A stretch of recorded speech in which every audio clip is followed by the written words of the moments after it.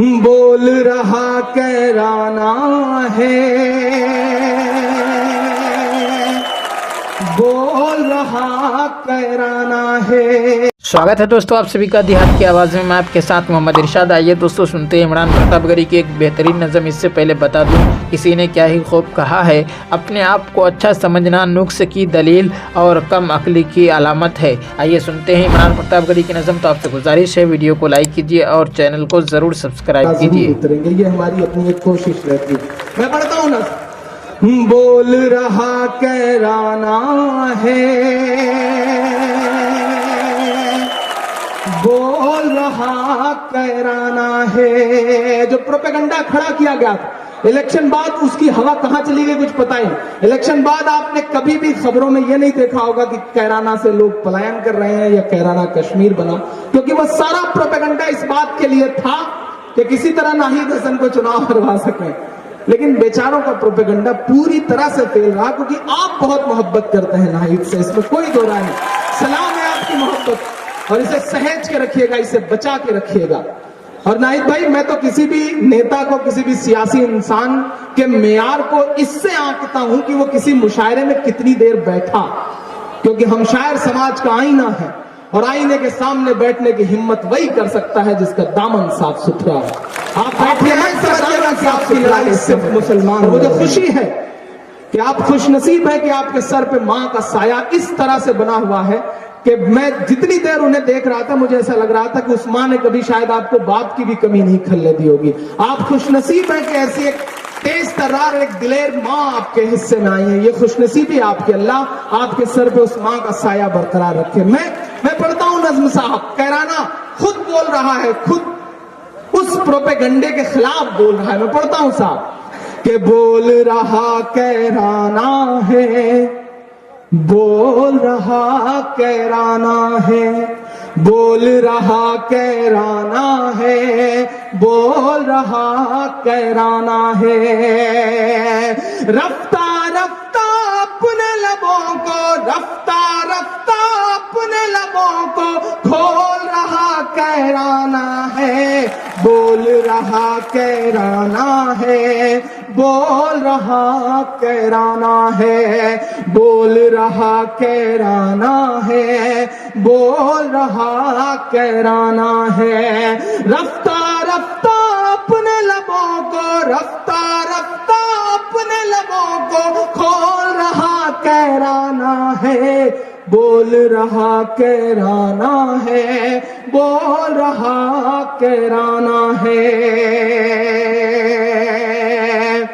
کہ مجھے جو نفرت کی تحریر بتانے پر آمادہ تھے،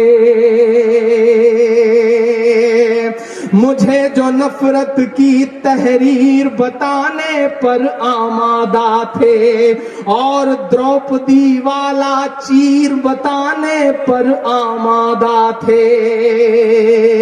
قلم رگڑ رگڑ کے سیاہیاں سکھا دے رہے تھے پترکار مہودے۔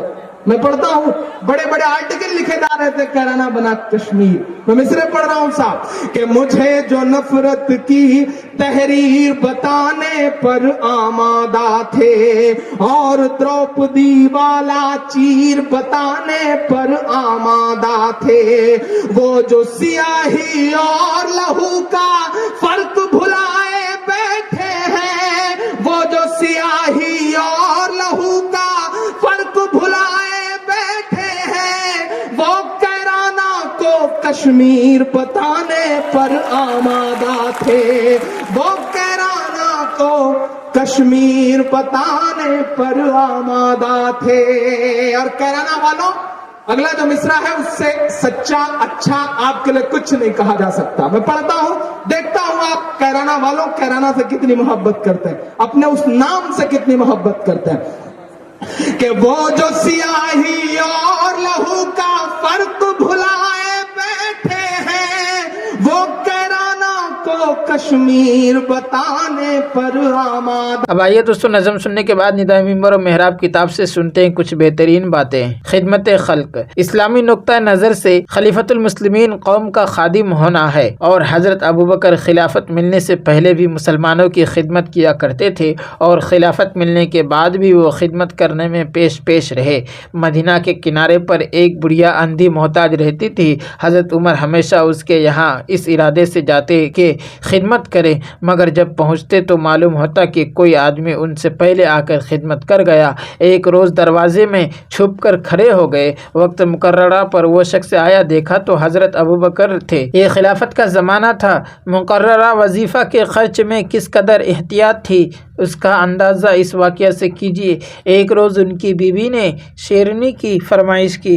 जवाब दिया, मेरे पास कुछ नहीं। उन्होंने कहा कि इजाज़त हो तो मैं रोज़मर्रा के खर्च में से कुछ दाम बचाकर जमा कर लूँ। फरमाया, जमा कर लो। कुछ रोज़ में चंद पैसे जमा हो गए तो हज़रत अबू बकर को दिए कि शेरनी ला दो। पैसे लेकर कहा, मालूम होता है कि ये पैसे ज़रूरत से ज़्यादा हैं, लिहाजा बैतुल माल का हक़ है। चुनांचे वो पैसे ख़जाना में जमा करा दिए और इस कदर अपना वजीफ़ा कम कर दिया। मुँह पर कोई तारीफ़ करता तो कहते, ए अल्लाह, तू मेरा हाल मुझसे बेहतर जानता है और तारीफ़ करने वालों से मैं अपना हाल बेहतर जानता हूँ। जो उनका गुमान मेरी निस्बत है इससे अच्छा मुझको कर दे और मेरे वो गुनाह बख्श दे जिनको ये नहीं जानते, और जो ये कहते हैं इसका मवाख़िज़ा मुझसे मत कीजिए। अपना सब काम खुद अपने हाथ से करते थे। दूसरों से काम लेने से पहले सख्त एहतराज था। इंतहा ये कि ऊँट की नकील हाथ से गिर पड़ती तो खुद उतर कर नकील उठाते। एक बार लोगों ने कहा कि आप हमसे क्यों नहीं कहते? जवाब दिया कि महबूब सल्लल्लाहु अलैहि वसल्लम का मुझको हुक्म है कि इंसान से मैं कुछ न मांगू।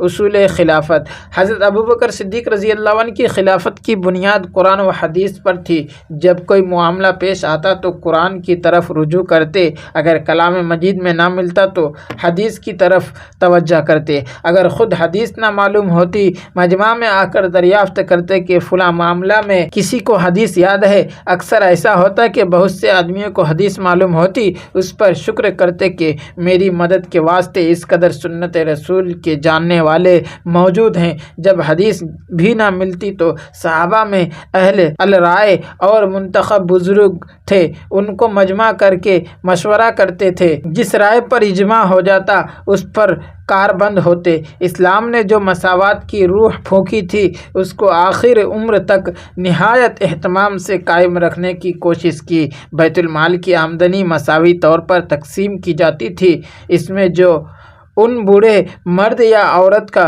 कुछ इम्तियाज़ न था, उनका कौल था, तुम में से कोई शख्स किसी मुसलमान को हकीर न समझे, इसलिए कि छोटा सा मुसलमान भी अल्लाह के नज़दीक बड़ा है। एक दफ़ा मजमा में बैठे थे कि एक शख्स ने आकर कहा, अस्सलामु अलैकुम या खलीफत रसूलिल्लाह। सुनकर कहा, तमाम मजमा में खुसूसियत के साथ मुझको सलाम क्यों कहा?